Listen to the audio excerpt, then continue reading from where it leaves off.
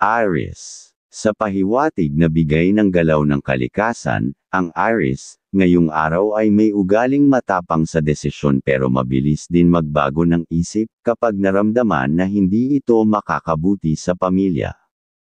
Masipag at hindi tumatanggap ng pagkukulang sa sarili, gusto ay buo at maayos ang bawat gawain.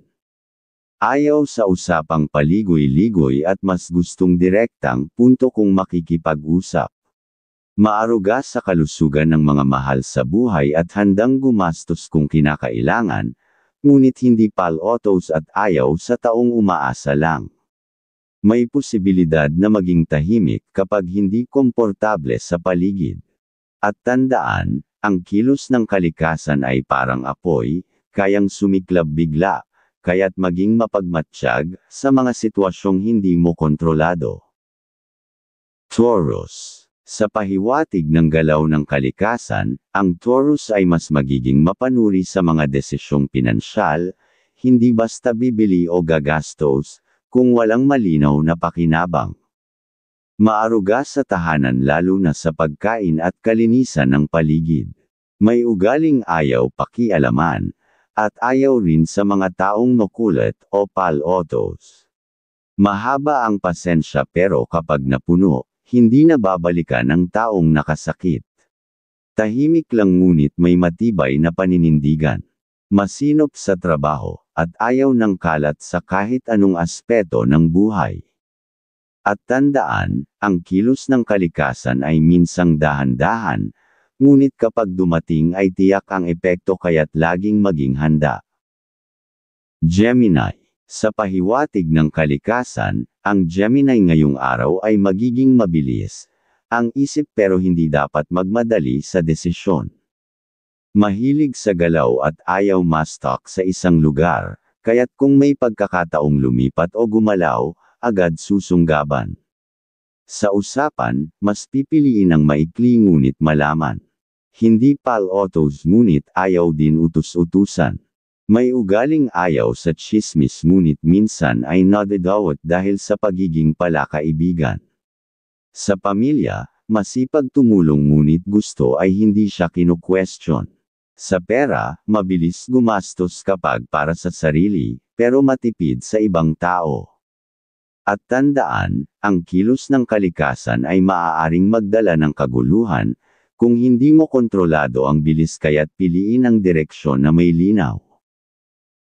Cancer. Sa pahiwatig ng kalikasan, ang Cancer ay may pusong palaging handang tumulong, lalo na sa tahanan. Maaruga sa pamilya, lalo na sa matatanda o sa may sakit. Maingat sa mga sinasabi at ayaw sa mga taong walang konsiderasyon. May ugaling minsan ay sobrang tahimik, pero kapag nasaktan ay hindi basta nagpapatawad. Sa trabaho, gusto ang maayos na takbo ng araw, ayaw sa gulatan o mga utos na biglaan. Sa relasyon, tapat at hindi mahilig magbago ng damdamin. Minsan ay madalas mag-alala, pero hindi nagpapakita ng pagod. At tandaan, ang kilos ng kalikasan ay parang alon, marahan kung minsan, pero pwedeng hamampas ng malakas, kaya't ingatan ang puso at isipan. Leo. Sa pahiwatig na dala ng kalikasan, ang Leo ngayong araw ay maaaring maging mapagpakumbaba sa kabila ng taglay na lakas ng loob. Sa trabaho, mas gustong nag-iisa para matapos agad ang gawain, ngunit handa ring tumulong kung may nangangailangan. Ayaw sa mga taong walang respeto, at madaling makaramdam ng inis kapag hindi pinakikinggan. Maaruga sa mga bata o nakababatang miyembro ng pamilya. Sa pera, marunong gumastos pero para lang sa mahalaga. Sa pagmamahal, tapat ngunit ayaw sa mga biro na may halong paninira. Tahimik kung hindi komportable, pero biglang lalaban kapag kinakailangan. At tandaan, ang kilos ng kalikasan ay hindi laging naaayon sa kagustuhan mo kaya't timbangin ang tapang at kababaang loob. Virgo. Sa pahiwatig ng galaw ng kalikasan, ang Virgo ngayong araw ay magiging masinop at organisado sa mga bagay, mula sa gamit hanggang sa emosyon. Ayaw ng gulo sa tahanan at ayaw rin ng mga taong walang plano. Minsan ay masyadong seryoso, pero ang totoo ay ayaw lang niyang masayang ang oras. Sa trabaho, laging may listahan ng dapat gawin, hindi komportable sa sabayang gawain na hindi maayos ang daloy. Maaruga sa kalusugan ng pamilya at maingat sa pagkain. Sa pera, hindi basta nagpapautang, pero handang tumulong sa tamang dahilan. At tandaan, ang kilos ng kalikasan ay may galaw, kaya't panatilihing maayos ang sarili, upang makasabay sa galaw ng buhay. Libra. Sa pahiwatig na bigay ng galaw ng mga kalikasan, ang Libra ngayong araw ay maaaring makaramdam ng labis na pagkabalanse sa emosyon, pero sa kabila nito ay may halong pagkasensitibo sa mga salitang naririnig. Maaaring magpakita ng pagiging mapagparaya, ngunit may kabiglaan din sa damdamin kapag hindi naaayon ang mga nangyayari. Likas ang pagiging matulungin, pero ngayon ay mas pipiliing tahimik na gumawa kaysa pag-usapan. Ayaw sa usapang mayabang o mapagkunwari, kaya't agad umiiwas kung may ganitong sitwasyon. Sa tahanan, may pagpapahalaga sa katahimikan at kaayusan. Sa pera, marunong maghawak at hindi basta nagpapautang, gusto ay laging may direksyon ang bawat sentimo. At tandaan, ang kilos ng kalikasan ay biglaan, kaya't kung minsan ay kailangang manahimik upang hindi masangkot sa gulo ang katahimikan ay minsan ay magandang depensa. Scorpio. Sa pahiwatig na dala ng kalikasan, ang Scorpio ay mas magiging tahimik ngunit mapagmasid. Maaaring mas mapili sa kausap ngayong araw at ayaw ng mga taong pakyut o paipal. May ugaling ayaw basta lumapit sa tao kung wala namang matibay na dahilan. Sa trabaho, gusto ang organisado at planado, ayaw ng sabay-sabay na ginagawa. May posibilidad din na maging sobrang matipid pero marunong maglaan para sa pamilya. Sa relasyon, hindi nagpapakita agad ng lamang ngunit kapag nagtiwala, buhos ang pagmamahal. Marunong magtimpi at hindi basta nagpapadala sa galit. At tandaan, ang galaw ng kalikasan ay parang tubig, malalim, tahimik, ngunit kayang umagos o bumaha, kaya't alalahanin ang pagiging maingat sa emosyon. Sagittarius. Sa pahiwatig ng kalikasan, ang Sagittarius ay masiglang ngunit may halong pagiging mapagmatsyag ngayong araw. Mas gusto ang gumagalaw kaysa naupo lang, pero ayaw ng pinag-uutusan ng walang linaw. May likas na tapang, pero ngayon ay mas pipiliin ang katahimikan kung walang kabuluhan ang paksa. May kabaitan sa pamilya, pero gusto ay hindi sila pinakikialaman sa desisyong personal. Sa pera, ayaw ng hiram-hiram lalo na kung walang malinaw na usapan.